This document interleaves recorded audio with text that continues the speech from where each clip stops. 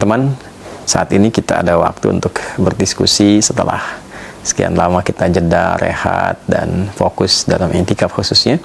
Sebelumnya saya mohon maaf, barangkali ada beragam pertanyaan yang dikonsultasikan, belum mendapati waktu yang sesuai, khususnya saat menunaikan i'tikaf di bulan Ramadan.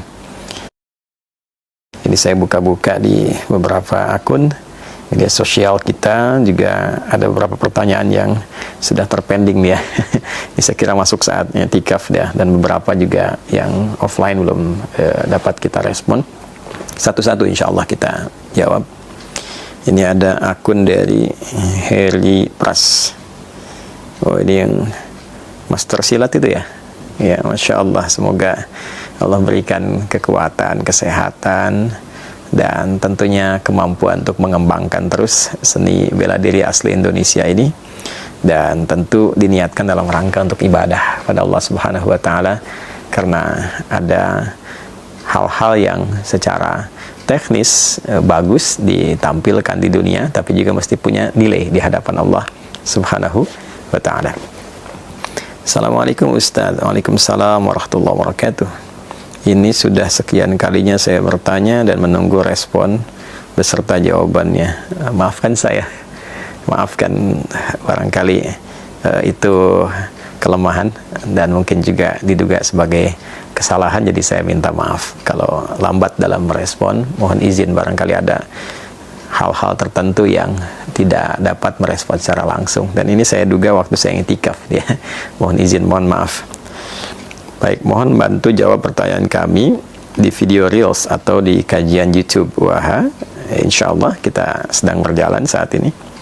Yang pertama, kami selaku praktisi bela diri pencaksilat selalu mengikuti event pertandingan yang diadakan, dan kami ingin bertanya perihal hukum bela diri yang ikut pertandingan, yang dimana di dalam pertandingan tersebut dipungut biaya pendaftaran sebesar 250.000 sampai 300.000, dan biayanya itu diambil dari seluruh atlet yang mau bertanding, dan target atletnya bisa sekitar 1.000 atlet kurang lebih, dan uang pendaftaran itu digunakan untuk biaya operasional, akomodasi dan transportasi penyelenggara dan juri.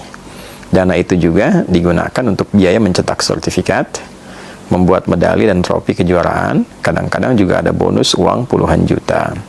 Nah, yang ingin Al-Fakir tanyakan, apakah di sini hal tersebut menjadi judi, atau bagaimana agar pertandingan yang menggunakan sistem begitu tidak menjadi judi? Baik. Pertama, terima kasih pertanyaan yang disampaikan. Ini juga tentunya bukan hanya mewakili satu cabang olahraga, khususnya di sini seni bela diri, tapi juga ada keserupaan, boleh jadi dengan cabang-cabang olahraga yang lainnya yang dipertandingkan ya. Boleh jadi di situ ada tenis meja misalnya ya, atau ada bulu tangkis atau olahraga yang lainnya yang juga mengundang atlet-atlet atau bahkan peserta-peserta dengan iuran, dan di iuran itu digunakan untuk pembiayaan-pembiayaan tertentu, dan diakhiri dengan juga pemberian hadiah atau bonus. Para ulama membagi persoalan ini kepada dua bagian. Bagian pertama, jika iuran itu yang dimaksudkan hanya untuk dikumpulkan membiayai operasional, seperti tadi yang Anda sampaikan di bagian pertama, operasional untuk penyelenggaraan, operasional misalnya untuk mencetak sertifikat untuk seluruh peserta, operasional untuk juri, operasional untuk akomodasi, maka hal itu dibenarkan, tidak ada masalah di dalamnya, karena tidak ada unsur-unsur yang bertentangan dengan ketentuan-ketentuan syariat, dan justru kesesuaiannya adalah apa yang dikumpulkan itu menjadi kebutuhan untuk seluruh peserta, digunakan secara merata dan diketahui secara keseluruhannya. Namun bagian kedua yang menjadi persoalan, jika uang iuran itu digunakan di akhirnya untuk menjadi bagian dari hadiah yang diberikan kepada satu atau sekian peserta yang memenangkan atau masuk kategori terbaik dalam kejuaraan yang dimaksudkan, maka itu yang terlarang. Dan tidak ada perbedaan pendapat di kalangan mayoritas ulama pada umumnya, khususnya di 4 mazhab yang utama, baik itu adalah mazhab Hanafiyah, Malikiyah, Syafi'iyah, dan Hanabilah. di 4 madhab yang mu'tabar ini, yang otoritatif, semua sepakat bahwa mengumpulkan uang iuran yang puncaknya digunakan untuk pemberian hadiah kepada pihak-pihak tertentu yang meraih juara, itu diidentikan dengan judi. Artinya uang dikumpulkan, ya, dilakukan perlombaan dan diberikan pada golongan-golongan tertentu saja yang masuk kategori juara. Itu diklasifikasikan kepada teknis yang terlarang karena diidentikan dengan judi, qimar. Ya, sedangkan itu di Al-Maidah ayat 90 juga terlarang dan masuk kategori juga sejak di era Nabi Shallallahu Alaihi Wasallam, ya, termasuk yang dikategorikan terlarang. Jadi di zaman Nabi sudah ada misalnya lomba pacuan kuda, bahkan disifati oleh Nabi pada 3 bagian kuda itu. Ya, yang pertama kuda yang di lomba pacukan didedikasikan untuk mendapatkan yang terbaik yang digunakan untuk berjuang, ya, fi sabilillah, maka disebut dengan kudanya yang didedikasikan untuk Allah Subhanahu wa Ta'ala atau berjuang di jalan Allah, sehingga disebutnya kuda Allah, ya, dalam bahasa singkatnya demikian. Ada yang disebut dengan kudanya manusia yang memang dipacu untuk mendapatkan yang terbaik, yang tenaganya digali untuk kepentingan manusia penunggangnya, ya. Jadi yang demikian dipakai bisa untuk kepentingan-kepentingan tertentu, misalnya mencari nafkah dan sebagainya, yang bisa memenuhi kebutuhan-kebutuhan pokok. Yang terakhir ada yang disebut dengan kuda syaitan. Kuda syaitan itu memang sengaja berpacu, berlomba untuk mendapatkan tadi hadiah-hadiah di akhir.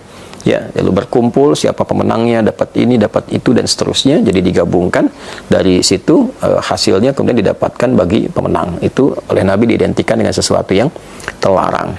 Nah, solusinya bagaimana? Di akhir Anda tadi bertanya, iuran itu bisa digunakan untuk membiayai akomodasi, ya kan? Kepanitiaan, tadi administratif dan sebagainya, sertifikat untuk seluruh peserta. Nah, nanti yang uang hadiah itu bisa menggunakan misalnya pihak ketiga dari sponsor. Ya, ini kan pertandingan besar, 1000 atlet, ya, eventnya juga besar, syiarnya juga baik, ya, melestarikan bukan hanya budaya, ya, Indonesia, Nusantara pada umumnya, tapi juga untuk menemukan atlet-atlet terbaik, misalnya mewakili negeri, mewakili bangsa dan negara. Saya kira akan banyak sekali yang berminat untuk menjadi sponsor di situ. Nah, dari sponsor itulah yang digunakan untuk hadiah. Itu jalan terbaiknya. Dan bukan hanya silat, ya. Saya perhatikan juga tidak sedikit di event olahraga lain yang menerapkan hal yang serupa.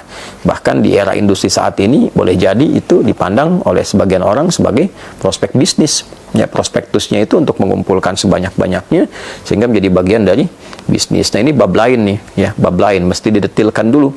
Ya, mesti didetilkan, ada yang dibenarkan, ada yang terlarang. Tapi sekali lagi, kalau berbisnisnya mengumpulkan itu dan dijadikan sebagai bagian dari hadiah, ya, itu jadi persoalan tersendiri, itu yang tidak diperbolehkan. Nah, saya kira itu yang dapat disampaikan. Bagian Anda saya kira sudah terjawab. Sekali lagi doa kami menyertai, semoga lebih kreatif, semoga lebih bisa memberikan inspirasi. Ya, saya juga sempat lihat, ya, jurus Garuda itu, ya. Ya, kalau nggak salah jurus Garuda, ya. Ya, mudah-mudahan Master Heri Pras dan seluruh perguruan silat kita yang lainnya juga diberikan keberkahan oleh Allah Subhanahu wa Ta'ala, saling bersatu, saling kreatif lagi, kemudian saling bersinergi membangun silaturahim sehingga keanekaragaman berbagai jurus pencak silat di kita menjadi semakin kaya dan bernilai di dunia ini serta punya penilaian terbaik si Allah Subhanahu wa Ta'ala. Demikian.